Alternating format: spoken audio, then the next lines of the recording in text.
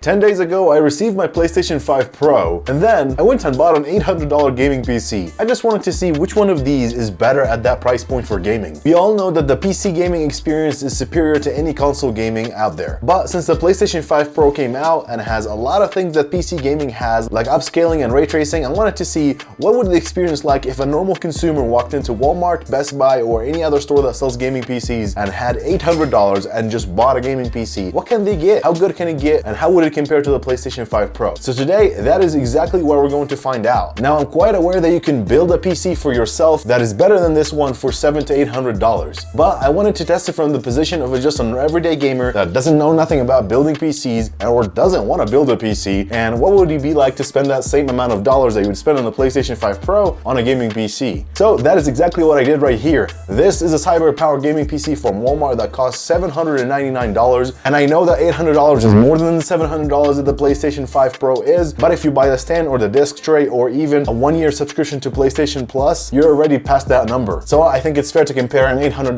PC to the $700 PlayStation 5 Pro. Now, talking about the PC, the specs here are actually not that bad. This is a cyber power gaming PC. It has a Ryzen 5 7600X CPU. It's a 6-core CPU, 12 thread. It comes with an RGB cooler on it, and for the graphics card, we got the Radeon RX 7600. A little bit on the lower end, but it's not a big problem. It's still going to be able to push a lot of good frames. You get 1 terabyte of M.2 SSD, a nice motherboard that you can add way more SSDs to, a power supply, and all these fans that come included in this case. So obviously this PC is like 4 times the size of the PlayStation 5 Pro. There's one thing to keep in mind. But other than that, the specs in this PC are actually not bad. If you try to build this PC yourself, it would cost you around $740, $720 depending on the sales that you can find. I'll leave a link to that build down below in the description, so if you want to build one for yourself. But if you're going to build your own PC, I would recommend going a different route with the graphics card. I would try to get a used NVIDIA card like a 3070 or maybe a Radeon 6750 XT. Both of those graphics cards would be a better option than this one, but this one is not bad at all, and you'll see that when we test the gaming performance on this PC. Now, enough talking about the specs. Obviously the PC can do so much more than the PlayStation 5 Pro. We're not going to focus on any of that. We're going to keep it purely about the gaming experience and the gaming performance. So let's hop into that. For testing, I'm going to be testing 2 main games, Fortnite and Call of Duty Black Ops 6 and /Warzone. We're going to be testing them at 1080p resolution, then at 1440p resolution, and then at 4K resolution. Those are going to be the biggest test marks to show what kind of performance, what kind of detail we can get from the game's 3 different resolutions. Obviously, starting with the resolution number 1, starting with 1080p gaming on the PlayStation 5 Pro, there's not many settings you can change here. The only thing you can do is turn on 120 FPS mode, and that's what the image looks like right here. You guys are very familiar with that. Now, booting up the game on the PC, we turn the settings all the way to high and epic settings, and this is what the image looks like, and this is them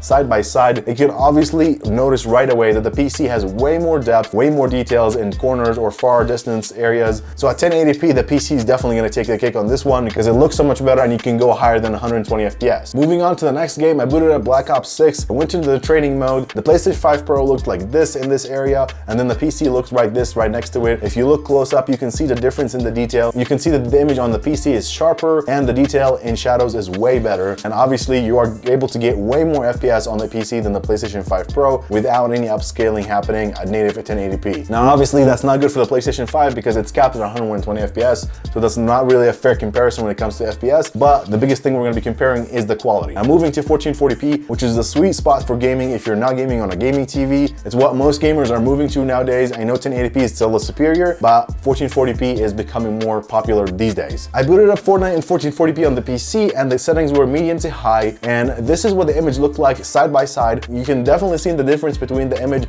on the PC versus the PlayStation 5 Pro, and the nice thing that we're able to still get over 120 FPS, sometimes 160, sometimes 180, which is really awesome at this price point in my opinion, especially if you want to try to be more competitive in those games. The same exact scenario was happening on Black Ops 6, booting the game into that training mode. I turned down the settings to medium on the PC, and I turned on FSR1, which is basically like DLSS for AMD graphics card, and still pretty obvious the difference that the PC still had better quality and sharper image, especially when looking at distance objects or enemies or trees. Now, moving on to 4K, which is going to be the real test, and it's going to be the deciding point for a lot of gamers here. On 4K, I had a feeling that the PlayStation 5 Pro is definitely going to be superior just because the new upscaling and the new frame generation that they introduced is going to help 4K a lot. But don't get me wrong, this is what the image looks side by side. In Fortnite, I thought the image on the PC looked even good or as good as the PlayStation 5 Pro. You can obviously turn the game into performance mode and still get 120 FPS around 4K, which is really awesome on PC. But the PlayStation 5 Pro in some instances FPS did look better. And when it came to Black Ops 6, the quality of the game on the PC wasn't as good as the PlayStation 5 Pro. It was still able to run 120 FPS or more depending on the upscaling settings that you change. But if you down your settings and get around 60 to 80 FPS, which is still very playable, the image definitely looks sharper than the PlayStation 5 Pro. But if you want that 120 FPS, the PlayStation 5 Pro did look a little bit better in a lot of places. Now I know these two games are not going to be very decisive, but let's just give you an idea of what kind of performance you can get from the same price point the PC is to the PlayStation 5 Pro. But here's the biggest conclusion. If you're going to be gaming on a desk like this and have a monitor in front of you, I highly recommend going with a gaming PC. Do not go with the PlayStation 5 Pro. You are not going to be getting the most out of that desk setup. The PC is going to be giving you so many more advantages than the PlayStation 5 Pro. For one, you're going to be able to get free games way more than the PlayStation 5 Pro. Number two, cheaper games than the PlayStation 5 Pro, way cheaper because you have all of the things that you can buy games from, like Epic Games, Steam, GOG, all of those platforms that have games on them that you can buy games from is going to be so much cheaper than trying to get PlayStation 5 Pro games or PlayStation 5 games in general. That's another huge advantage. And the last advantage of having the PC on a desk, you're going to be able to utilize more than 120 FPS in games, giving you the